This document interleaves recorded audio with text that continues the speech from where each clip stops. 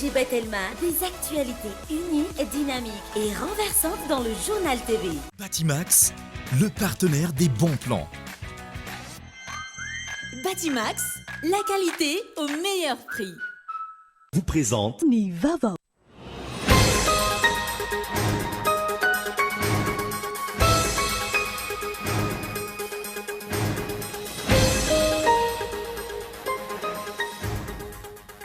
Maro ny teboka mampiayay momba ny fanapahan-kevitra noraisan'ny fanjakana, ny handoniky nampisan'ireo mpiasa amin'ny sehatra tsy miankina hoy ny mpaitoekarena. Mety hiteraka korontana goavana izany any aoriana raha tsy voarotsaky ny fanjakana araky ny tokony ho izy ho latsakemoka io. Mitaky ny hamoana tsy misy atakandro an'ny Jeannot Randriamanana izay isan'ny mpikambana anatin'ny défenseur des droits humains ao amin'ny kradoisy Amnesty International. Tsy raro noho izy ireo ny ampidirana amponja ireo olona manantanteraka ny asany.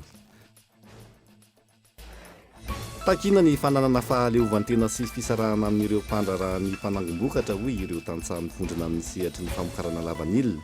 Antony, betsaka loatra hoy izy ireo ny faty antoka azon'ny mpamokatra noho ny antony maro. Isan'izany ny vidin'ny lavanilina izay latsaka ambany, ny tsy fandriampahalemana, ny tsy fanajana ny vidin'ny farany ambany, sy ny fitaom-piotazana apetraky ny fanjakana sy ny maro hafa. Ny tombo isan'ny fanafiana amin'ny tambasy sy ny vonolona teto amintsika nandritry ny 3 volana voalohan'ny taona 2024 hoy ny eo anivon'ny Emonaty. Antony maro no mahatonga izany raha ny fanazavana, saingy isan'ny mibahan-toerana amin'izany ny fahantrana sy ny fidorohana zava-mahadomelona mahery vaika. Maresaka iraisam-pirenena, olona anarivo no maro nanao fihetsiketsehana tao New York, hanehoana ny tsy fifaliana izy ireo taorian'ny fanambarana navoaka ny fitsarana tampony tao Etazonia, ho famerenana mandinika ny zo hanalaza azy 50 taona aty aoriana.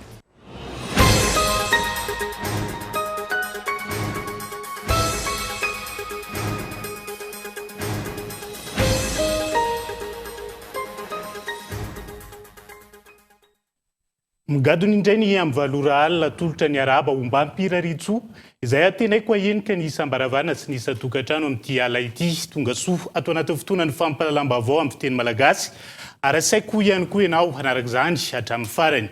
Anokafana ny fampalalam-baovao maro ny teboka mampiaya momba ny fanapahan-kevitra niraisan'ny fanjakana, ny andoniky nampisan'ireo mpiasa amin'ny sehatra tsy miankina hoy ny mpaitoekarena. Mety hiteraka korotana goavana izany any aoriana raha toka tsy voarotsaka ny fanjakana araka ny tokony ho izy io latsakemiko onona saina. Manjavozavo amin'ny maro ny fanapahan-kevitra no raisy ny fitondram-panjakana nampahafantarany ministry ny toe-karena sy ny fitantanam-bola omaly izay nilaza fa ny fanjakana no ameny ny 2 alina sy roa hetsy ariary ka raha mafarany ambany ho lasa 5 alina sy 2 hetsy ariary. Ny 3 alina ariary ho fenoan'ny fitondram-panjakana amin'izany dia ny vola tokony alohan'ny sehatra tsy miankina any amin'ny KNAPS, izany hoe tsy andoha ilay 3.1 isanjato any amin'ny KNAPS intsony ireo mpampiasa fa amenona ny fampiakarana karaman'ny mpiasa io 3.1 isanjato io. Manjavozavo ary mampiayay ity kisary no raisy ny fanjakana ity hoy ny mpaitoekarena. Tsy fantatra hatretiny hoe aharitra hafiriana ny fandraisan'ny fanjakana antanana ny fandaovana ny KNAPS ho an'ireo mpiasa any amin'ny sehatra tsy miankina. Ahoana moa zany ny sina hoe maharitra amina fotoana firy zay opération zay, herintaona ve zay, 2 taona ve zay, 3 taona ve zay, tsy mazava tsara zany tokony misy fanazavana ihany koa mikasika an'izay. Ministra ihany nilaza hoe le 3.1 isanjato ozy raha hoe aty amin'ny ambany indrindra zany ny raisina dia manome amin'ny 34 000 ariary. Ny vola resahantsika nefa am'le opération io 30 000 ariary. Dia misy différence zany na 4 000 ariary. Or izy miteny hoe le 13% ny resahany. Ny apahan'le 13% angamba zany mandrapatonga le 30 000 ariary angamba ny tena tiany resahana fa tsy hoe le 13%. Ka zany rehetrarehetra zany mila mazava zany. Satria raha vola fijery koa azy na ry zareo tompona andraikitra ary zany eo amin'ny ministeran'ny fitantanam-bola sy ny toe-karena mbola tsy tena manana schéma mazava. Ampikorotana ny fitantanam-bola eo anivon'ny KNAPS ity fanapahan-kevitra no raisy ny fanjakana ity raha tsy malina ny tsirairairany fa ny mikeviny hatrany ary mety hiteraka olana eo amin'ny mpiasa sy ny mpampiasa. Raha tsy voalohan'ny fanjakana zany le vola banga dia misy vola tsy ampy koa zany ahafahana manodina ny KNAPS.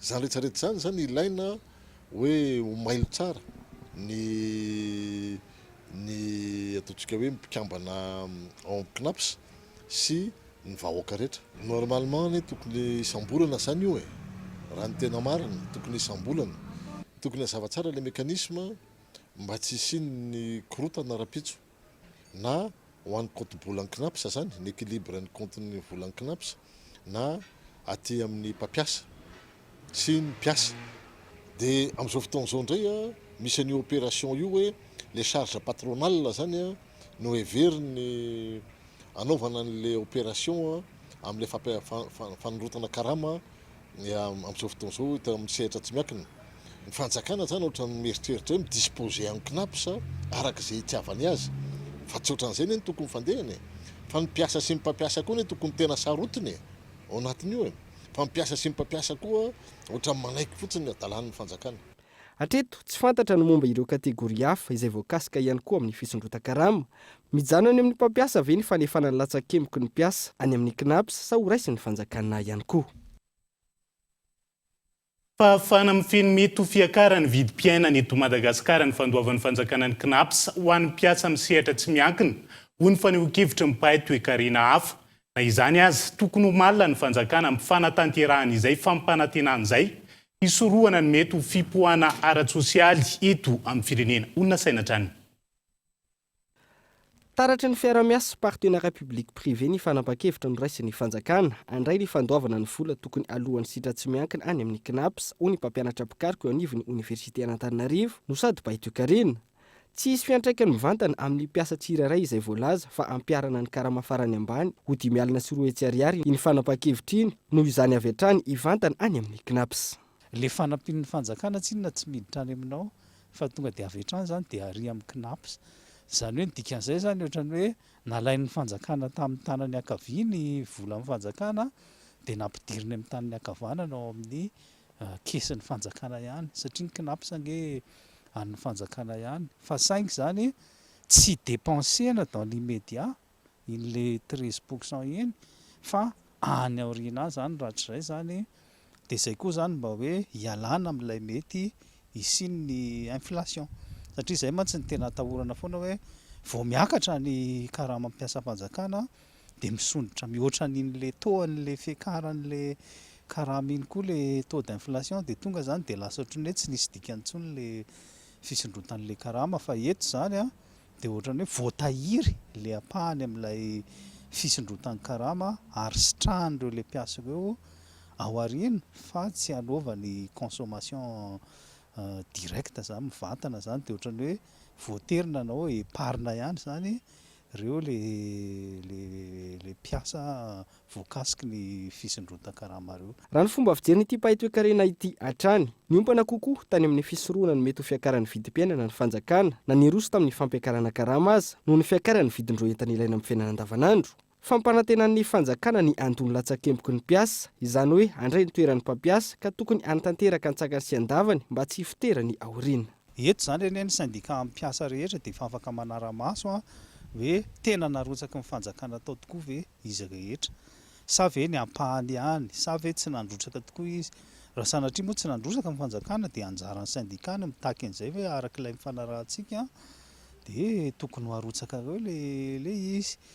Ny riska faharoa arak'ilay niteneninao izay dia hoe ny fitantanan'le KNAPS mihitsy nefa izay koa dia mbola andraikitry ny fanjakana koa satria ange orinasa-mpanjakana ny KNAPS ary ny orinasa-mpanjakana azo ny fanjakana anaovana contrôle ohatran'ny orinasa ohatran'ny sehatra asa-mpanjakana rehetrarehetra. Ny fiheverako azy aloha dia arakaraky ny fisian'ny vola eo am-pelatana amin'ny fanjakana zao ny andefasany an'io eo satria ny déficit budgétaire koa manko tsy maintsy fehezana satria iny koa mety hitarika inflation ka raha ohatra ka misy seuil zany iny tsy maintsy tandrema amin'ny fanjakana amin'ny fandaniam-bolany ka miankina amin'le fomba fandanian'ny fanjakana vola dia mila fitandremana be ny fanjakana. Ny olana nefany les dépenses publiques koa zany amin'izao tsy maintsy miakatra satria ao anatina périodena crise zany tsika dia eo zany tsy maintsy mandinika tsara ny fanjakana izy tsy afaka hanao création monétaire intsony satria izay le hoe ny tanjony tsinona imaîtriser le inflation ka raha ny tena izy zany de tokony isam-bolana ny fanjakana ny mandohan'iny any amin'ny knaps satria nge iny le parapatronao zay alefa isam-bolana raha ny tena izy zany tokony ho alohany isam-bolana le izy fa raha sanatria zany tsy ampy ny vola eo am-pelantanany de mety misy fanarahana ifanaovany amin'ny knapsa ihany amin'izay fa tsy amin'ny ankapobeny zany tsy afaka raha ohatra zany ny fanjakana ka tsy manatanteraka an'izay zavatra tokony nataon'izay a de lasa misy riska na explosion sociale le izy tokony tsy andry antaonany maro ihany koa ny sehatra tsy miankina sy ny mpiasa ary ireo syndicat hisoroana ny mety olana aoriana fa iroso amin'ny fanaraha-maso sy ny fanairana ny fanjakana amin'ny fanefana io vola io raha ny fanio-kevitra ity pahy toe-karena ity hatrany. Ao anatin'izay fandaminana mahakasika ny fanondrota-karama ho an'ny sehatra tsy miankina izay hatrany dia antenaina fa hisy fanehoana sy fampafantarana amin'ny fomba ofisialy amin'ireo mpandraharaha sy mpampiasa eny anivon'ny sehatra tsy miankina ny fanapahana no raisin'ny fanjakana hoy ny filohan'ny entreprendre au féminin Océan Indien.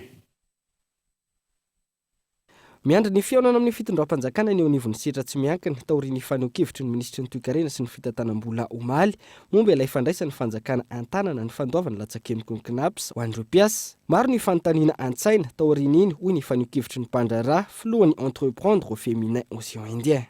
Alohan'ny farany volana dia verina fa tokony mbola hisy fiaonana ary antenaina fa ivoaka amin'ny fomba ofisialy satria mila didy, mila fanazavana bebe kokoa ny tena fampiarana anazy mba ho samy andry-tsaina na izay mpampiasa na ny mpiasa manoloana n'io fepetra izay raisin'io. Ny filoham-pirenena moa nametoko hoe alohan'ny farany volana dia mbola hisy fiaonana miaraka ny sehatra tsy miankina dia miandry an'izay fampiantsoana izay izahay. Ilaina ny fitoniana ary ilaina koa ny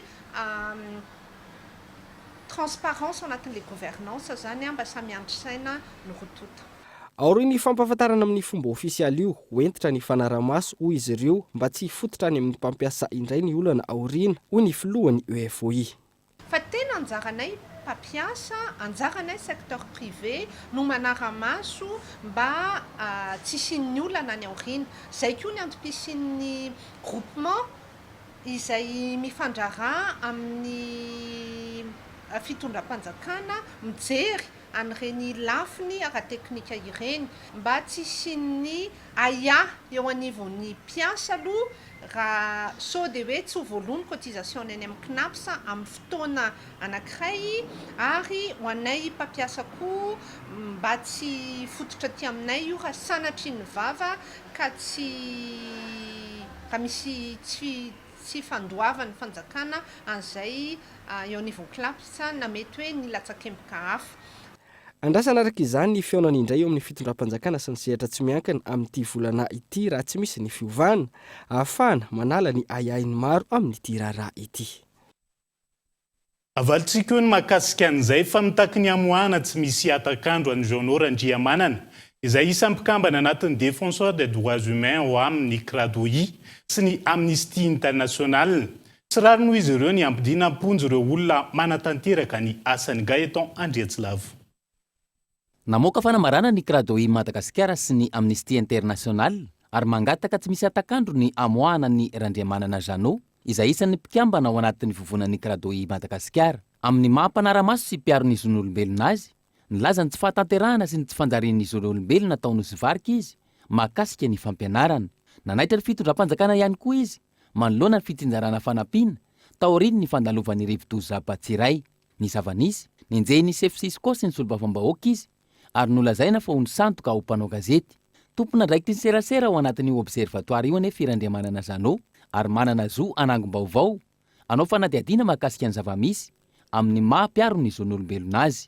Ankoatr'izay ny fampiresaka tamin'ireo tompona ndraikitra ireo an-Tarby izy. Taty aoriana navadiky ny mpitory ho mpanao usurpation de fonction izy. Fanampin'ireo fijoroana vavolombelona azo avy amin'ny fanadihadiana nataony no navoaka fa tsy zavatra noforonina raha ny fanazavana. Ka io no navadika hoe fanalambaraka natao ireo mpitory. Ny fahatelo ny volana Martsa izy no natao mandat de dépôt. Nandalo fitsarana ny 17 Martsa ary voapanga sy nahiditra-ponja mandritry ny roa taona. Araka izany, mangataka ny amoahana azy ny CRADOI sy ny Amnesty International. Takinay zany dia ny famotsorana tsisy atakandro sady tsisy takanony any Andriamatoa Andriamanana satria hita hoe rehefa mijery an'ilay fiampangana azy dia zavatra tsisy mitombona daholo dia mangataka izay mba tena hoe foanana mihitsy ilay didy fanamelohana azy fa ary tokony hoe apetraka bebe kokoa ilay fiarovana an'ilay mpiaro-zon'olombelona sy ireo les lanceurs d'alerte ireo fa tsy izy reriny amin'izao fa tato ato tsika misy any Monsieur Thomas tany Ayosy misy any maro be zany ny olona tato ato ny lanceurs d'alerte sy ny mpiaro-zon'olombelona lasa voapanga sy voaenjika foana isak'izay miteny nefa le miteny tsy hoe teny manao politika na miteny mpanohatra na miteny pilavaniny fa miteny mba hanatsarana zavatra sy hanatsarana ny fiainam-bahoaka. Tsy aivina nanameloka ny fanagadrana tsy aradrariny anizanao Randriamanana izay mpikambana tanora malagasy miaramiainga ny International Démocrate Centriste na ny IDC CDI nandritra ny fivorim-be izay natao ny 17 Aprily 2024 lasa teo. Nambara tamin'izany fa tokony hatsatra ny fanenjehana an'izanao Randriamanana ary tokony atao izay amoahana azy faran'izay aingana. Nanamafy ary namerina ny fitakiana izay efa nataony dia ny famoahana an'izanao Randriamanana ihany koa ny antoko malagasy miaramiainga. Tsy tokony atao fitaovana anampenam-bava sy hanagadrana fahatany ny lalàna ary tsy maintsy ataon'ny mpitondra isan'ambaratonga ny mangarahara ny fitantanana ireo fanampiana azo. Tsy tokony mampiseho fihetsika manitsakitsaka ireo zo fototra indrindra ny fahalalana maneho hevitra ny mpitondra isan'ambaratongany. Tsy mbola misy aloha araka izany raha ny fahalalahana maneho hevitra raha ny eto Madagasikara araky ny fanadihadiana raha tsika iny dia hatramin'ireo mpiaro ny zon'olombelona aza dia tratran'izay antsojay miafara hatramin'ny fampidirana amponja izay. Fasina fanavozana tanteraka ny kianja Maki Andotapenaka ho mariky ny fahazon'ilay dizy Maki 7 ny tapakila hiatrehana ny fifanitsanana iadiana ny tompon-daka eran-tany ho an'ny baolina lavalava lalaovana olona 7 no nabaran'ny filoha Andry Rajoelina androany. Nandritra ny fandraisana azy 12 mirahavavy teny amin'ny lapam-panjakana Iavoloha. Henri Florion. Samba ny teo amin'ny tantaran'i Madagasikara indrindra fa eo amin'ny lafiny fanatanjahantena izay iarahan'olona maromaro na ny sport collectif no handray anjara amin'ny fiadiana ny tompon-daka eran-tany isika ka ny taranja baolina lavalava na ny rugby no isantatra izany. Io no fantatra taoriny ny nazahoana ny tapakila ahafahana miatrika ny fiadiana ny tompon-daka eran-tany izay atao atsy Afrika Atsimo ny volana Septembra ho avy izao. Androany maraina no noraisiny filoha Andry Rajoelina teny amin'ny lapam-panjakana Iavoloha izy 12 mirahavavy sy ireo mpanazatra ary ny ekipa teknika rehetra izay nisolo tena ny Madagasikara ka nazahoana izao vokatra izao. Zava-dehibe ny fahazahoana ity vokatra ity ary hampiofahofa ny sainam-pirenena malagasy mandritra ny fiadiana izay ho tompon-daka eran-tany ka ny fanohanana ireto mpandray anjara ireto amin'ny lafiny maro samihafa sy ny fanatsarana ary ny fanavoazana ny kianjan'ny Maki Andotapenaka no atao ahafahana manomantena sy mandray ireo lalao iraisam-pirenena raha ny nambaran'ny filohan'ny repoblika. Ankehitriny noho izao vokatra noentina ho zao dia ho atsaraintsika indray zany io kianjo io amboarina tanteraka izy io efa mifampinirana tamin'ny Andriamatoa Minisitra, amboarina ny gazon, amboarina ny aty ivelany, amboarina ny kianjo io mba tena anara-penitra ary ho asiana jiro mihitsy amin'izay nareo mba afaka milalao amafisina ny jiro sy ny fahazavana mba afaka manao entraînement na dia harivariva azy na dia maizina aza ny andro dia afaka milalao foana nareo. Mitodika manokana aminareo mpilalao mba ahafahanareo mifantoka tanteraka sy ampitoniny dia anampy anareo manokana ny tenako ary anampy anareo ny fitondram-panjakana na io ara-bola na ara-fitaovana na araka ny fisakafoanana na ara-pahasalamana sy ny tosika rehetrarehetra izay mety ilainareo mba ahafahantsika mibata ny amboara dia anampiana anareo manomboka masinandro androany. Afaka mampirapiratra ny Madagasikara ary sambantsika no handray anjara amin'izany Coupe du Monde ny rugby zany koa mitsodrana anareo ary indrindra ifanampitsika mba ho lasa lavitra fa indrindra hibata ny amboara ary anareo zany no afaka hitondra ny faneva avy dia avy ny firenena ity mba mirapiratra eo anatrehan'izao tontolo izao. Nisy ihany koa ny lelavola nomen'ny filoha ireto mpilalao ireto tamin'ity androany ity.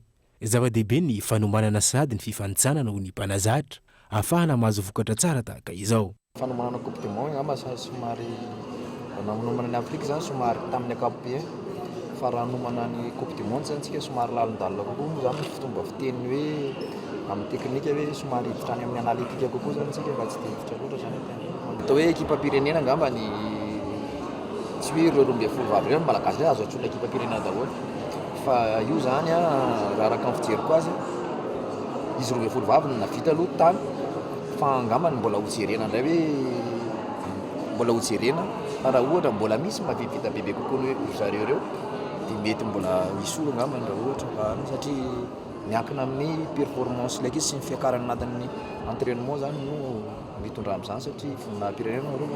Ny volana septambra ho avy izao raha ny fantatra no hanaovana ny fifaninanana hiadina ny tompon-daka eran-tany ho an'ny rugby lalaovin'olona 7 ho an'ny sokajy vehivavy izay tanterahana aty Afrika Atsimo ka handraisany ireto mpilalao malagasy ireto anjara.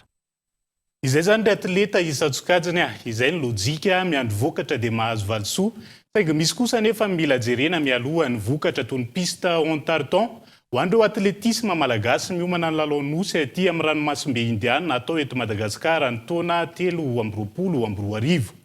Fa manoloana ny tsy fahafantarany olona ny tena anjara ndraikitra sy ny fomba fiasan'ny fitsarana avo momba lalam-pandrenana amin'ny rahapirenena indrindra makasika ny fiatrehana ny famoahana ny voka-pividianana eto amin'ny tany sy ny firenena.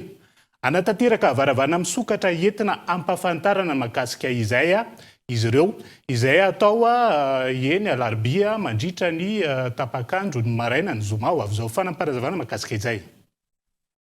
Dia diditsy andraikitry ato amin'ny fisarana lalam-pandrenana zany no isahana an'izany fanazavana izany ary ianao varavarana misokatra zany na porte ouverte ho an'ny be sy ny maro. Ka izany dia atao amin'ny faritra 13 eto amin'ny nositsika. Dia hatomboka moa izany eny alarobia amin'ny hôtel amin'ny zoma fa eny volana Mey izao. Ka dia manasa atsika rehetrarehetra izay nahazo fanasana moa zany hanatrika an'izany atrikasa izany ary manasa ny be sy ny maro koa mba hitsidika ny varavarana misokatra izay atao amin'ny toerana io ihany ao amin'ny daty io. Fa vinavinaina hiakatra amin'ny 500,000 no ny vidiny taona lasa ny vidiny angovo eo amin'ny tsena iraisam-pirenena amin'ity taona 2022 ity.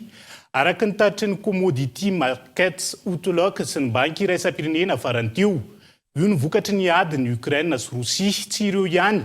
Hiakatra avokoa amin'ity taona ity ny vidiny sakafo afarany indrindra ny avy amin'ireo firenena mpamokatra betsaka izany. Izy fiakarana miompampana ihany koa ny vidiny gaz miantarany NF. Vinavinaina hiakatra miompampana avokoa ny vidiny angovo, vokatra sakafo ary ny gaza eo amin'ny tsena iraisam-pirenena. Araka ny tatitra farany navoaka ny commodity market outlook sy ny banky iraisam-pirenena ny faraparan'ny volana aprily 2024 ity. Hatramin'ny taona 2024 raha ny tombana no hisy ho fiakaran'io no ny adiny Ukraine sy Rusia. Ny angovo ohatra hiakatra 50 isanjato oharina ny vidiny teo aloha ny vidiny amin'ity taona ity eo amin'ny tsena iraisam-pirenena ary sy fidinany kely izany ny taona 2024 avy izao sy ny taona 2024. Ho an'ireo entana hafa kosa tahaka ny vokatra sakafo sy ny vy sy ny maro hafa vinavinaina hiakatra mandrina ny 20 isanjato ny vidiny amin'ity taona 2024 ity. Ho an'ny solika manoloana ny fiovaovan'ny vidin'izany izay ateraky ny adiny Ukraine sy Rusia hatrany tombanana anodidina ny $100 eo amin'ny ankapobeny ny vidiny iray barilany petrolina Brent mandritra ity taona ity. Vidiny izay mihoatra ny 40 isanjato raha oharina ny taona 2024 ary vidiny ambony indrindra hatramin'ny taona 2024. Eritreretina hena $270 kosa ny barilan'izany amin'ny taona 2024. Ny gaza europeana araka ity tatitra ity hatrany vinavinaina hiakatra avy roeny no ny vidiny taona 2024. Nambaran'ny banky iraisam-pirenena fa amin'ny ankapobeny vidiny ambony indrindra hatramin'ny taona 77 amin'ny resaka entana ilaina na ny produit de base ireo fiakaran'ny vidiny vinavinaina ho eo amin'ny tsena iraisam-pirenena amin'ity taona 2024 ity ireo. Ho an'ny Madagasikara, efa nampaneno lakolosy mikasika ny tokony hisorohana ny fiantraikan'izany ny teo anivon'ny SIM na ny syndicat des industries de Madagascar. Nambaran'izy ireo ohatra fa ny fampitomboana ny famokaran'ny Madagasikara sy ny fampiakarana ny fahefa-mividin'ny malagasy no isan'ny tokony atao laharam-pahamehana hisorohana ny fiantraikan'ny krizy ara-toekarena io eto amintsika. Raha toa ka goragora ny fandraisana fepetra mikasika izay, ahina ho goavana ny ho fiantraikan'ny krizy io. Mazava ho azy fa misy fiantraikany ho antsika malagasy ny resaka amin'ny resaka adiny Ukraine sy Russia io. Efa hita fa efa misy fiantraikany sahady zao amin'ny resaka solika sy ny zavatra rehetrarehetra. Tsy maintsy isy fiantraikany io ary antenaina fa iravina aingana dia aingana satria itsika aty amin'ny tany aty atsimony izao tontolo izao dia na tsy dia eo ny eo ara ny fiantraikan'izay any amin'ny resaka lalam-barotra era-tany eraky ny Afrika dia tsy maintsy epaika amin'io ary tsy adino fa ny orinasa izay tantan'ny vehivavy dia majinika sy salasalany marofo izany ny dikany ka mazava ho azy fa tsy maintsy isy fiantraikany eo antsika tia Madagasikara io ady era-tany io. Raha tsy ivona dia afarana ny ivelany avokoa ny ampany betsaka amin'ny entana ilain'ny Madagasikara. Tsy mbola fantatra mazava ny paikady entina mpiroborobona ny indostria sy ny famokarana hatreto. Ankoatra ny solika sy ny gaz ohatra mandina ny 5.3 taonina isan-taona ny katsaka farantsika any ivelany, siramamy mandina ny 5.1 taonina isan-taona, menaka sakafo mandina ny 2.1 taonina isan-taona, antotanisa avy amin'ny SIM. Aiza ho aiza araka izany no ODOF ilay hoe ho an'ny distrikta ho an'ny faktoria milaza ny ametrahana orinasa iray isaky ny distrika ary nivadika ho tany ketsany indostria moa zany amin'izao fotoana izao so dia tokony famokarana aloha no hamafisina mandra-pahitana ny tena marina ao anatin'izay. Fa anisan'ny tanjon'ny vondrona Eropeana ny ampahafantarina bebe kokoa amin'ireo malagasy ny antom-pisian'izy ireo eto Madagasikara. Izany indrindra no nikarakarana ny hetsika semaine de l'Europe hoe ny masovoa ny vondrona Eropeana eto Madagasikara. Tamin'ity andiany ity ireo tanora no tena nomena avahana betsaka. Tafiditra ao anatin'ny fankalazana ny fiforoana ny vondrona Eropeana ny datin'ny 7 Mey 2007. Izany indrindra no karakarana ny Semaine de l'Europe, izay ahitana ireo karazana hetsika ara-kolontsaina sy ara-kultoraly maro samihafa. Raha ny eto Antananarivo manokana, ady hevitra nirana tamin'ireo tanora no nanomboana izany androany. Tanora maro no nandray anjara tamin'ity ady hevitra androany ity. Raha ny fanazava amin'ny masovo miasa sy monina eto Madagasikara, anisan'ny tanjona ny hanomezana sehatra bebe kokoa an'ireo tanora. Ireto farany izay maro anisy amin'ny malagasy ary fototry ny fampandrosoana. Donc il y aura toute une série d'événements donc auxquels il y a des concerts de musique. Hisy ireo hetsika hitohivakana toy ny fampisehoana ara-mozika sy ady hevitra tahaka ity misy eo androany ity. Ady hevitra samihafa toy ny avy amin'ny sehatra tsy miankina na ny miankina no karakaraina mandritra ny herinandron'ny Eropa. Tsy latsa-danja amin'izany ihany koa ny ara-nomerika sy ny fampiratiana eny amin'ny lapan'ny tanàna Antananarivo. Anisan'ny fanapahan-kevitra lehibe tamin'ity hetsika ity ny fanolorana sehatra ho an'ny tanora malagasy. Ny anton'izany nandritra izay 2 taona ny enana ny aretina Covid izay sy ny toetra raha any Ukraine amin'izao fotoana izao, izay misy vokatra sy ny ara-ekonomika mahavoakasika ny firenena manerana izao tontolo izao. Ilaina ny fanentanana avy amin'ny tanora araka izany. Conséquences économiques qui toucheront tous les pays du monde. On veut lancer un message d'espoir. Raha naneho hevitra kosa ny filohan'ny anteny Merandoolona, nambarany fa ireo tanora no andraindraina amin'ny fampandrosoana ny firenena. Ilaina ny hetsika hanomezan-danja sy sehatra ho an'ny tanora mba azahoana ireo hevitra vaovao. Manana andraikitra amin'ny fampandrosoana ny firenena izy ireo fa tsy tokony hitazapotsiny ho ny filohan'ny anteny Merandoolona tao anatin'ny lahateniny. Anisany nosy manokana mandritra izany ny tokony mahasoa ny tanora bebe kokoa amin'ny olany ny fivadibadian'ny toetry ny andro izay sidran'ny Madagasikara ankehitriny. Manana didy sy andraikitra ny tsirairay amin'ny fampandrosoana ny firenena ary vonona ny andray ireo FDB izay azo raisina amin'ity hetsika ity ny fanjakana hoy izy. Ary fatongavana eto amin'ny Sénat zao dia matetika moa fatatsika fa zany hoe Sénat zany dia aloha olona zany hoe efa olona bebe taona na nahazo azo taona nga kanefa ny androany dia tanora mpianatra no mandrakotra ny Sénat Madagasikara dia mahavelonam-bolo tokoa zany sy ny tanora dia tsy maintsy henoina satria matetika moa ny hevitry ny efa nahazo azo taona dia ny hevitra efa tranainy ihany no averimberina eo matetika. Ilaina ny fanavoazana, ilaina ny fanakalozan-kevitra dia tsy maintsy raisina antanany ireny ary tsy maintsy jerena akaika mba ahafahantsika hoe mba tena mivoatra sy manaraka ny toetrandro. Raha ho an'ireo tanora izay nandray anjara kosa, fiatrehana sahady amin'ny asa aoriana ny tombontsoa amin'ny ady hevitra tahaka izao, indrindra fa ho an'i Madagasikara. Voalohany indrindra dia araka mahatanora moa zany dia fantatritsika hoe eto Madagasikara dia betsaka hatrany ny tanora noho ny ireo razarazaintsika hoe zokiolona.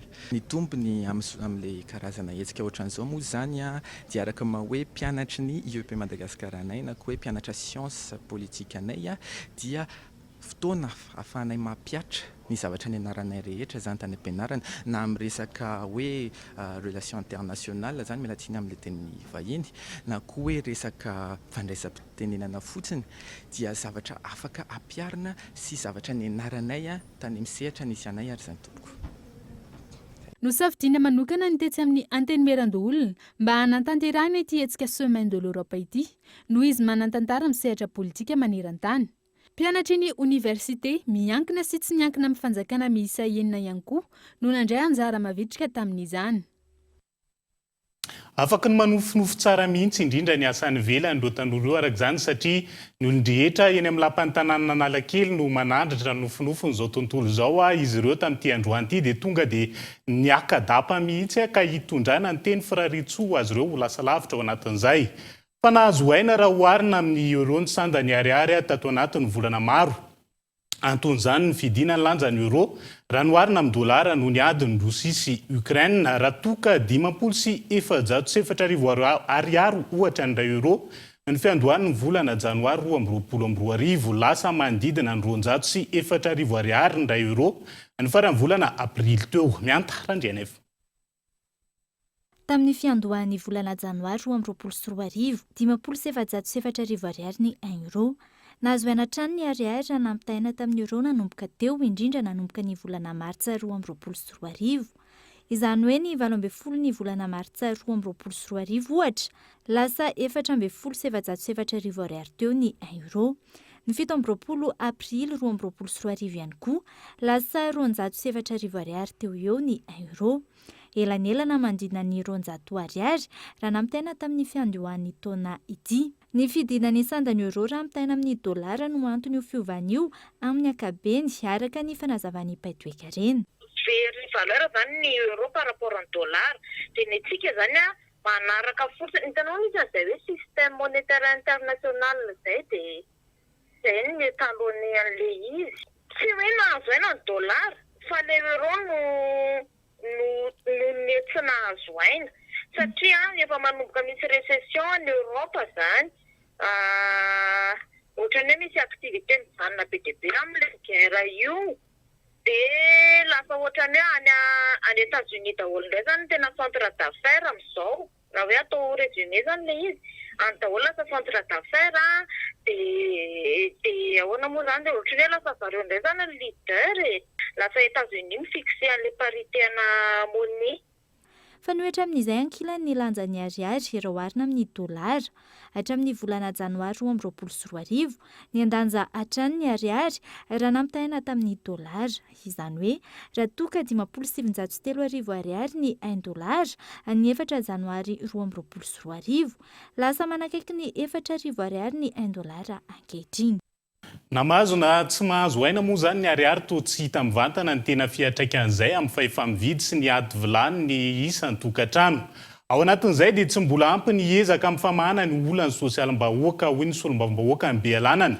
Manoloana ny olana iainan'ny vahoaka amin'izao fotoana izao. Tokony samy itodiana avokoa ny faritra rehetra fa tsy ny any Atsimo-Nosy ihany amin'ireo tetikasa izay ilain'ny vahoaka indrindra fa ny fanamboaran-dalana. Henri Florian.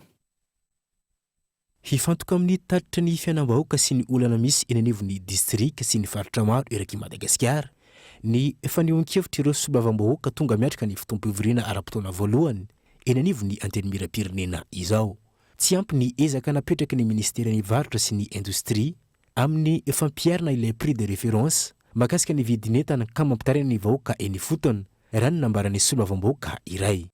Zaha amin'ny solombavam-bahoaka ny Bealanana dia ny sosialim-bahoaka ny amin'ny distrika misy anay dia mijaly ny vahoaka amin'ny lafin'ny vidim-piainana zany. Nahita izay ny fanapahan-kevitra ny raisin'ny ministeran'ny varotra amin'ny famerana ny vidin'entana zavatra hitanay dia ho any Analamanga manokana ihany no voakasiky regny famerana ny vidin'entana. Raha any amin'ny faritra, any amin'ny province, amin'ny région sy ny district lavitra ny Antananarivo dia miakatra tsy manaraka ny famerana ny vidin'entana izay notapahan'ny ministera. Ka izay zany no anaovanay tatitra sy antsoavo eto mba ny jerena satria vahoaka malagasy mitovy amin'ny eto Analamanga izahay any amin'ny faritra, any amin'ny district lavitra ny Antananarivo. Ka ankoatra io, hisy ihany koa ireo tsikera mahakasika ny asa tsy vita sy nampanantenana nefa tsy natao. Raha ny fanazavany ny solovam-bahoaka tafaresaka tamin'ny mpanao gazety ny Groupe TV FM. Manao tatitra mahakasika ny faratsiny lalana. Lalana RN31 dia lanana Antsoy 20 kilometatra atao ao anatin'ny adiny 7 adiny 9 ratsy dia ratsy. Efa nahita izahay nisy lazaina hoe hazo famatsim-bola avy amin'ny Banque Mondiale nefa tsy hitanay anatin'ny tatitra amin'ny lalana ho atao fa ny any atsimo ihany no voatondro ho amboarina amin'ny famatsim-bola lazain'ny filohan'ny Repoblika avy tany ivelany. Ka eto izay dia anontany an'izany manahoana ny lalana Bealanana Antsoy. Amin'izao fivoriana ara-potoana izao no anaovana ny fanitsiana ny teti-bola na loi de finance rectificatif. Andrasanay izany ary tokony alefan'ny gouvernement tahalolo afanay andinika izany fa ny tena andrasan'ny vahoaka dia ny fijerena ny fiainany amin'ny ankapobeny dia ny sakafo, mila misakafo tsara ny vahoaka, ny rano, ny jiro, ny fitaterana izay isan'ny olana mampikaikaiky ny vahoaka amin'ny fiainana andavanandro. Ao anatin'ny andro faharoa androany ny fotoam-pivoriana eny Tsimbazaza. Andrasana ihany koa ny fivoarana ny toedrarà eny Antoerana. Isentokely anaty dokam-barotra sika izao fitokoana mpiasa eny anivon'ny université sy ampiariana lavanila santionany amin'ireo vaovao entina aminao rehefa avy eo mandrapitafa vetivety ary.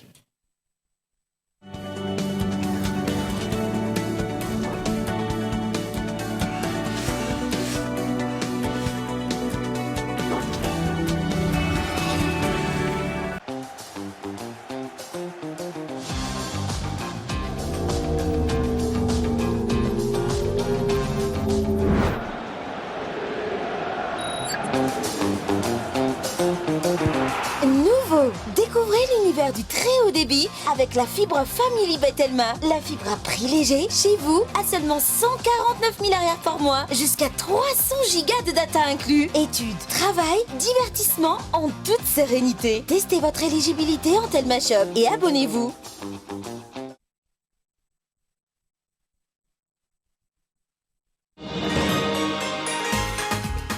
C'est un travail très difficile d'attraper les bébés qui bougent et de changer leur couche en même temps. Avec la couche culotte Molfix, changer les couches est maintenant très facile. Je la déchire et l'enlève là où je l'attrape. Je remonte la nouvelle en un instant. J'emballe la couche et la jette. Moi et mes bébés sommes heureuses. C'est ainsi que se propage le mouvement de bonheur Molfix. Allez les beaux mamans, essayez la couche culotte pour bébé Molfix. Rejoignez notre mouvement de bonheur. Molfix, grandir heureux.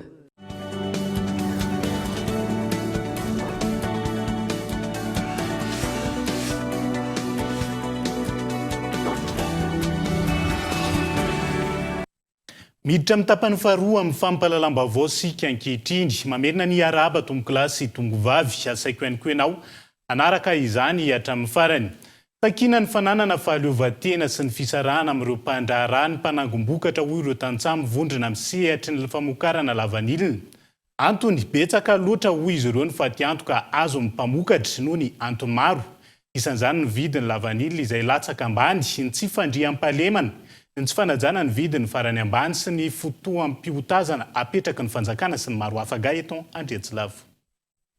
Nandefa taratasy misokatra eo an'ny filoham-pirenena Repoblikan'i Madagasikara, ny Prime Ministra sy ireo ministra voakasika mivantana amin'ny siam-piariana, ireo mpikambana amin'ny kooperativa mpamboly lavanila sy ny fikambanana amin'ny joro ara-panjakana, avy amin'ny distrika 4 ao amin'ny faritra Sava, ary mivondron'ny kooperativa faritra Analanjorofo, no ny fasahirana ianan'izy ireo manoloana ny siam-piariana.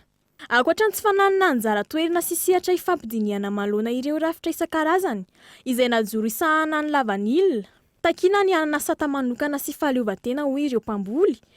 takinay ny ampitombosana ny isanay ao amin'ny CNV, CRV, CTP zay hita fa mitonginana tsy mahasolo tena zay mpamboly ireo isa zay nomena zay ireo.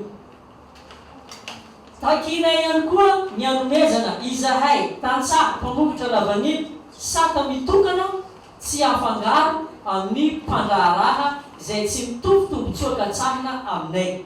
Ny mpandraharaha zay tsy mikatsaka afa-tsy mitombo-tsoa no manokana ihany. Ny tapo amin'ny karina 2024 lasa teo namoaka ny vidin'ny farany ambany amin'ny tokony hividianana ny lavanila maitso ho 5,7 ariary isaky ny kilao ary ny masaka ho 5,3 ariary isaky ny kilao ny fanjakana. Tsy voahazy io vidina apetraka io ka miteraka faty-antoka ho an'ireo tantsaha mpamokatra. Tegna mampalahelo ary tegna maniry fioan'ny tantsaha mihitsy raha hoe vidin'ny farina ambany napetraka ny fanjakana mbola ambanin'ny vidin'ny farina ambany tao nangalan'ireo opérateur azy. Isan'ny tegna manamarina fa hoe marary tegna marary ny sekterina lavany. Enina isan-jato inona fa misy ihany koa ny antso atao amin'ireo exportateur rariny sy hitsiny raha mitaky izahay ny zoanay manoloana an'io enina isan-jato io ary indrindra ny fanamafisana ny antso any koa mitondra fanjakana zay voakasiky sy ampiariny ity mahampa ampiatra izay lalàna zay veritsika hoe prix farany ambany. Tsy io ny référence amin'ny prix farany ambony fa rehefa prix farany ambany dia tokony ho hajaintsika rehetra zay. Ankoatra ireo, anisan'ny nazahoana fitarana koa ny resaka halatra lavanila. Ireo tompon'andraikitra natao hampiatra ny lalàna indray hoy ireo tantsaha no toa manome ivahana ny halatra sy ny fihotazana lavanila tsy matoy ka manimba ny kalitaon'ny vokatra sy manimba ny laza Madagasikara eo amin'ny sehatra ny lavanila. Efa maro ny zava-misy hita hatrizay mitongilana ny fampiara. Ny mpamboly foana no hitantsika amin'ny gazety agny hoe nangalatra lavanila ohatran'izao hoe ary tsy maro manko ny hitantsika hoe ity ny mpividy ka anisany ny tsy fanehoana le mpividy alitra zay sy ny matetetiky tsy firy aby fotoana ijanonana zay voasambo fagny efa miboaka anisany miteraka io alitra io.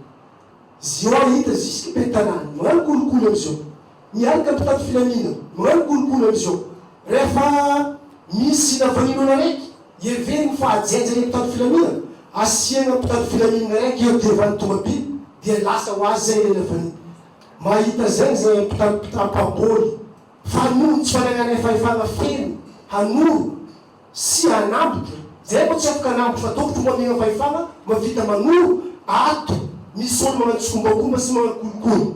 Marary ny sehatry ny lavanila hoy ireto tantsaha mpamokatra ireto. Mafy lavitra noho ny Covid-19 no ianana amin'izao fotoana ka angatana vahaolana avy amin'ny mpitondra fanjakana sy ireo tompon'andraikitra rehetra voakasika izany.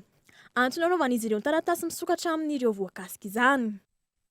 Iverenantsika kely ny vaovao mandidina ny fampiakarana karama dia naneo ny heviny ihany koa androany ny teo anivo notrikafo ary nanamafy fa tsy vahaolana io fampiakarana karama io raha tsy miakatra ny sandany ariary tsy vahaolana ihany koa izy ireo ny fangatahana sy fiandrasana famatsim-bola avy any ivelany ny amboara Rakotomalala. Raha oharina amin'ny zava-misy sy ny fahasarotana eto amin'ny firenena izao, tsy ny fampiakarana karama ampiasa no vahaolana tokony arosin'ny mpitondra fanjakana amin'izao fotoana izao ny fanazavana avy amin'ny otrikafo. Ny sanam-bola malagasy no mila jerena akaiky sy ivahana. Mila ampiakarina fa efa mividy mba ahafahan'ny vahoaka malagasy hanjifa ireo zavatra ilaina amin'ny fiainana andavanandro. Araka ny antotanisana tao dia hita fa maro ny vahoaka malagasy anasa hoy ihany teo anivon'ny antoko-otrikafo. Ka io zany mahatonga anay mametraka hoe le vahaolana raisin'ny mpitondra fanjakana dia ohatran'ny hitanay vahaolana tandrametaka na vahaolana maimaika fotsiny na hoe resaka pimaso ho an'ny mpiasa malagasy ny vahoaka malagasy fotsiny izy fa tsy tena mieritreritra ny fampandrosoana ny firenena ka zay zany no ametrahanay hoe tokony mba mitady vahaolany matotra kokoa lay mpitondra fanjakana dia inona moa ny vahaolana matotra fa dia zay hoe ahoana ny fomba ho ataon'ny fanjakana amoronana asa fa zay aloha zao no maika. Tsy vahaolana intsony ny fangatahana sy fiandrasana famatsim-bola izay mampitombo fahantrana ho antsika eto Madagasikara. Raha famatsim-bola sy fanampiana azo avy any ivelany, olombitsy no misitraka ny tombontsoa amin'izany. ny tiana resahana manaraka dia ny hoe isan'ny nabe resaka nge satria nahazo famatsim-bola tsika tamin'ny covid zay le izy efa ho 1 milliard de dollars latsaka fa na ny fitantanana le famatsim-bola ary mbola resabe olombitsy no nisitraka ny tombotsoa tao anatin'ireny satria hitantsika hoe fanofana 4x4 raha no tena be dia be tamin'le izy fantatsika tsara hoe iza ny concessionnaire n'izany 4x4 zany eto amintsika maro no azo resahana fa ozy izy zay hoe tsy ireny no fomba na endrika iverina mpandrosoana ny firenena fa raha mieritreritra fa mpandrosoana ny firenena tsika be dia be nge ny zavatra azo atao eto Madagasikara be dia be ny tany mbola betsaka ny tsy voatrandraka tsy voavoly ny arena mipetrapotsiny eo tsy misy mitrandraka. Nanamafy hatrany teo anivon'ny antoko-trikafo fa ilaina ny fanaraha-maso ireny famatsim-bola eto amin'ny firenena ireny tsy ho very anjavona ataony famatsiana azo hatramin'izay.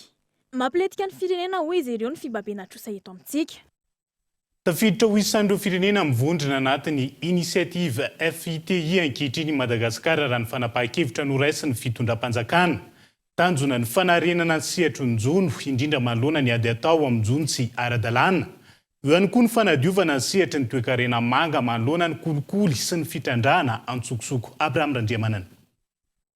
Manodidina ny 440 tapitrisa dolara isan'ny taona ny vola very eto Madagasikara manoloana ny fisian'ny jono tsy ara-dalàna raha nambaran'ny tompona andraikitra. Anton'izany tsy fahafehezana ny fanaraha-maso ny fahadranomasina teraka ny tsy fahampian'ny fampitaovana eo anatrehan'ny fisian'ireo sambo manao fitrandrana antsokosoko. Eo koa ny tsy fanajan'ireo mpanjono vaventy ny lalana mikasika ny faritra natokana ho azy ireo raha ny fanazavana.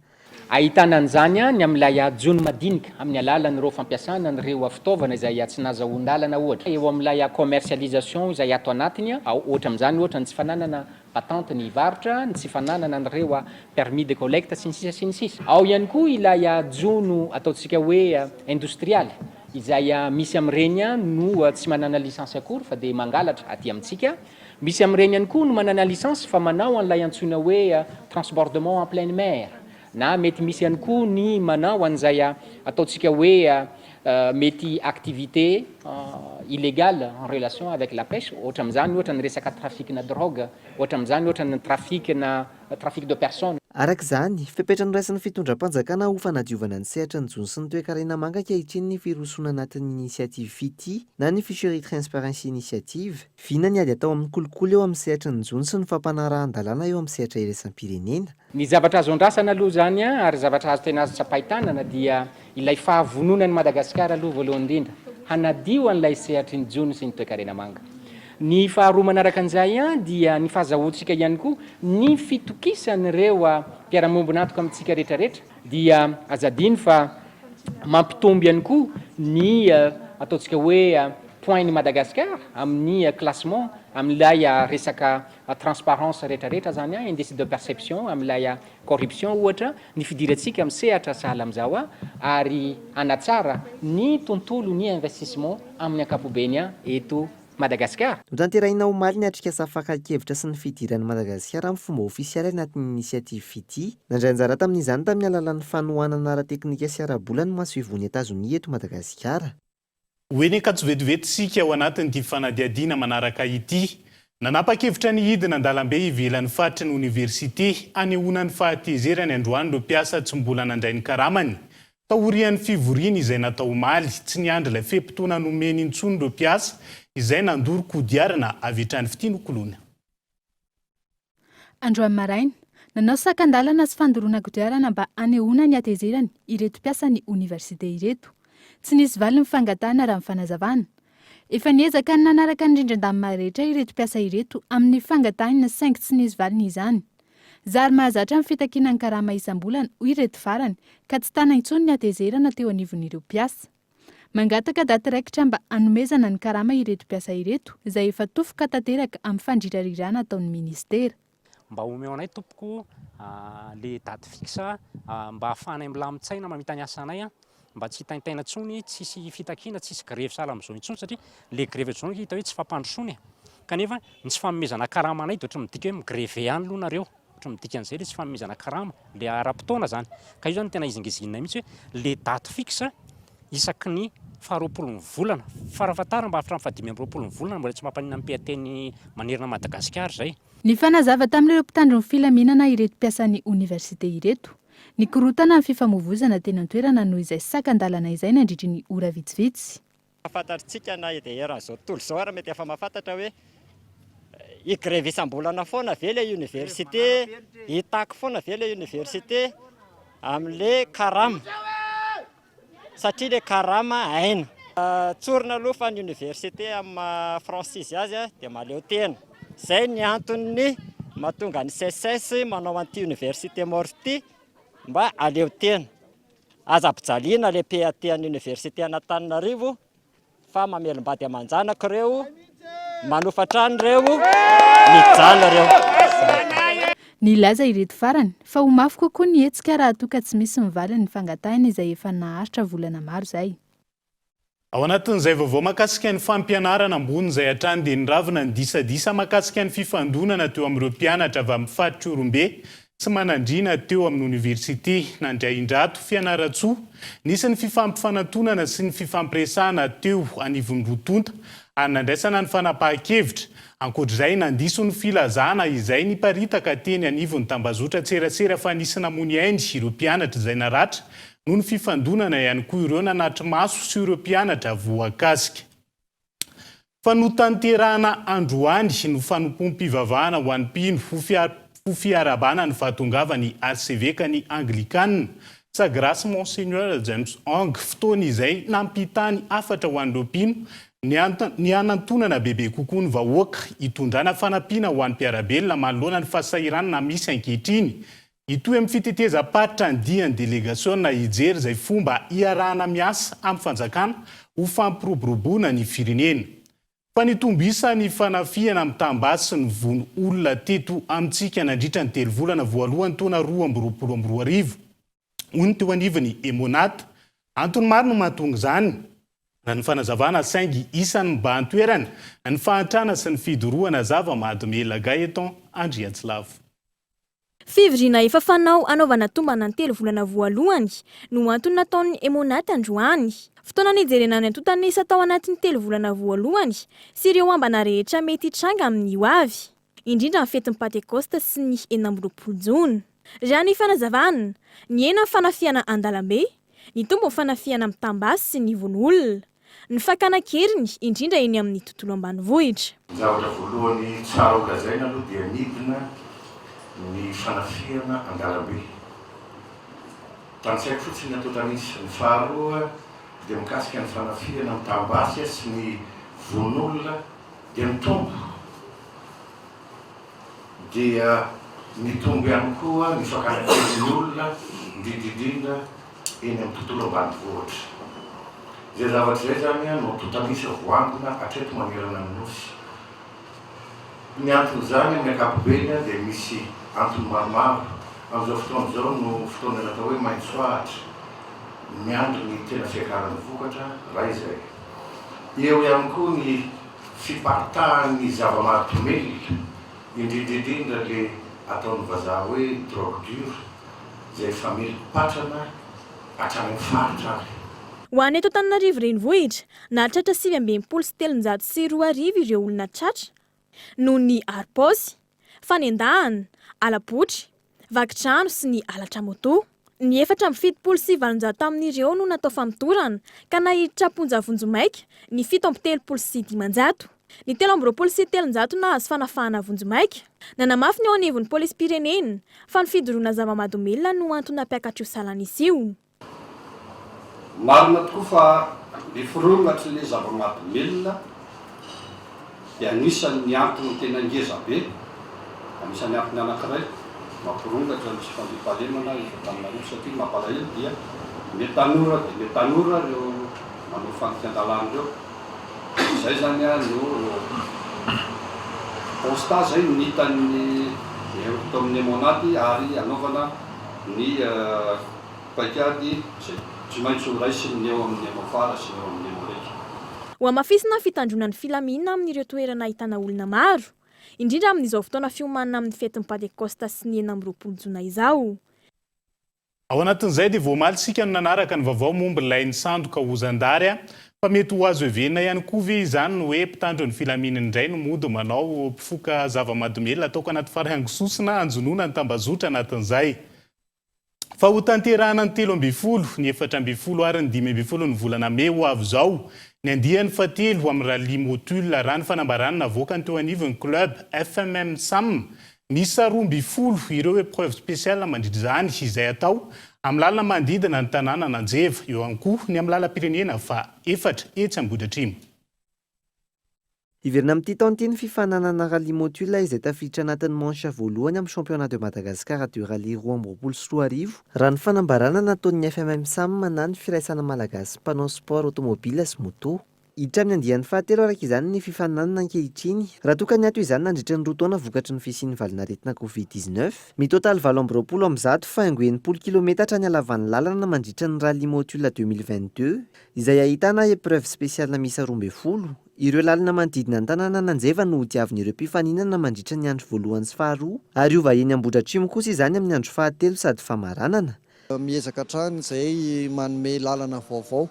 Dia misy lalana vaovao izay mbola tsy natao mihitsy ny ao anatin'io ohatra hoe le any Mahitsy, le Andranovaky sy Ambohimasina, misy koa le ao Ambohiboangy tafavoaka ny croisement Paimanga izay spécial mbola tsy natao mihitsy. Avy eo moa zany mandray an'ilay spécial taloha ihany fa nao anatin'ny ao dia nisy novaina ihany koa fa tsy le lalana mahazatra. Raisitsika indray le spécial mampitombosoa Ambohimena dia efa tamin'ny taona 2024 no nisy farany. Dia ny ankoatr'izay indray raha ny eo amin'ny resaka équipage inona moa tsy misy hoe inona mampiavaka anazy fa araka ilay niteneniko teo izy ny rally voalohany indrindrany dia amin'ity taon'ity nefa vao miexiste zay vao misy le hoe sokajy T1 sy SSV championnat hafa mihitsiny. Itsy akorindrany anatanteran'ireo mpifaninana ny fitsiriana ara-teknika sy ny mikasika ny antotan-taratasy ny maraina ny 13 May. Anomboka amin'ray ora-taondro ny antenina kosa mandritra izany ny fiangana. Ny farany no atahorana ao anatin'izay dia ny lalam-pirenena mihitsy no mety ho lasa fanaovana ireny karazana hoe épreuve spéciale na rally samihafa ireny. Fa misoka fananatanteraka varavana misokatra mpafantana bebe kokoa ny momba azy ireo sy ny asan'ny sampana mpamonjy voana Antananarivo renivohitra androany. Tafiditra anatin'izany ny fanentanana ny mponina Samomailo manoloana ny voana mety hitranga izay mitarika ny akamaroany ny fahavoazana eto amintsika ny Amboara Rakotomalala. Tsy vita mamono afirery ihany fa maro ireo asa izay sahan'ny mpamonjy voina raha ny seho izay nataon'izy ireo tetsy amin'ny toby tsara lalàna. Mankalaza ny andro raisam-pirenena ho an'ny mpamonjy voina ihany koa ireo sampana mpamonjy voina eto Antananarivo ka antony anaovana ireo fampisehoana ny asa sahan'izy ireo. Raha ny fanazavana mbola misedra olana maro ny famonjena ireo loza eto Antananarivo. Tsy ny eo anivon'ny fitaovana irery ihany izany fa eo ihany koa fotoana lany sy fahatongavany an-toerana izay manana sarotra noho ny elanelana sy fahalavirana. Ao anatin'ny fampitombona ny hoenti-manana ny asan'ny mpamonjy voina ny commune Antananarivo ohatra. Singany amin'izany ny ivaliany ilay fifaninanana fanratona mpamonjy voina vaovao izay atoato.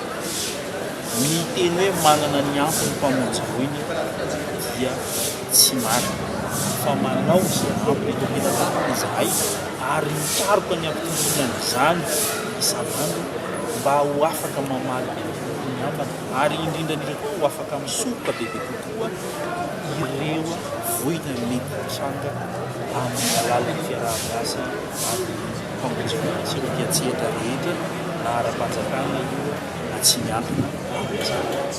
570 isanjato amin'ireo toby mpamonjy voina no miasa avokoa ny fanazavana ary miezaka misahana ny tanàna Antananarivo.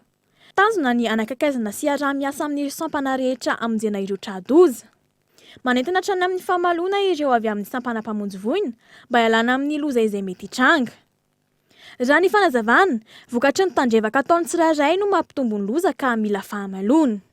Ny tanànantsika kosa nefa dia mitantratranga.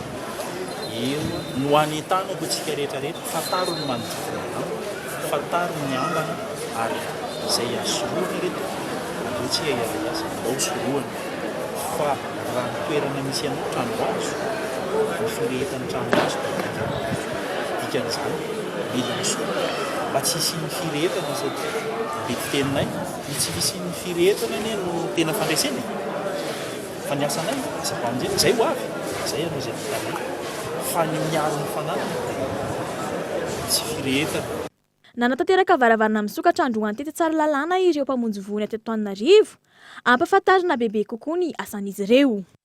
Maresaka iraisan'ny pirenena olona n'arivo maro no nanao fihetsiketsehana tao New York anehoana tsy fifalian'izy ireo taorian'ny fanambarana navoaka ny fitsarana tampony tao Etazonia ho famerenana mandinika ny zoana lazaza 10 taona teo aoriana fanadihadiana eo amin'ny sariny France 24. Anarivo maro ireo mponina tao New York nanao fihetsiketsehana izay manohana ny zony fanalanjaza any Etazonia. Manao izao hetsika izao ireo mponina anantoerana taorian'ny fivoahana taratasy eto amin'ny fitsarana an-tampony tao Etazonia izay milaza fa mety hamerina ny fandiniana mahakasika ny zony fanalanjaza. Iverina 70 taona any aoriana araka izany i Etazonia amin'ny famerenana ny fandiniana indray amin'ny fanomezana ny alalana analazaza. Tsy manaja ny zony vehivavy izay zavatra mitranga amin'izao ireo mpanao fihetsiketsehana. Efa antonany maro ireo vehivavy tany Etazonia noho ny sitraka io amin'izao manay izy ireo ny ifaranana izany. Maro ireo mpitola ny vehivavy maty vokatry ny fihatraikany ny fanalanjaza antsokosoko ka tsy tokony iaina izantsony ireo vehivavy. Efa mivoatra ny teknôlôjia amin'izao ka tokony iadina mafy ny zony ny fanalanjaza. Zay rehetra natomboka hono tsy maintsy ho faranana ka tonga mitsontsoromamba isarany sika amin'izao fotoana. Atena ny fankasitrahana ho anao izay niaraka taminay tao anatin'izay adiny ray katroka izay. Amin'ny anaran'ny ekipa rehetra niketrika hatramin'ny nampita mivantana ny vaovao ho anao any an-tokantrano no itondrako ny teny fisaorana. Ny tena kosa Iverineto Rampitso amin'ny valora tsy diso ao anatin'ny fotoanantsika amin'ny fampahalalam-baovao amin'ny fiteny malagasy hatrany. Mirary alina mahafinaritra antsika rehetra miaraka amin'ny fitalavitra kolo veloma tompolasy tompivavy.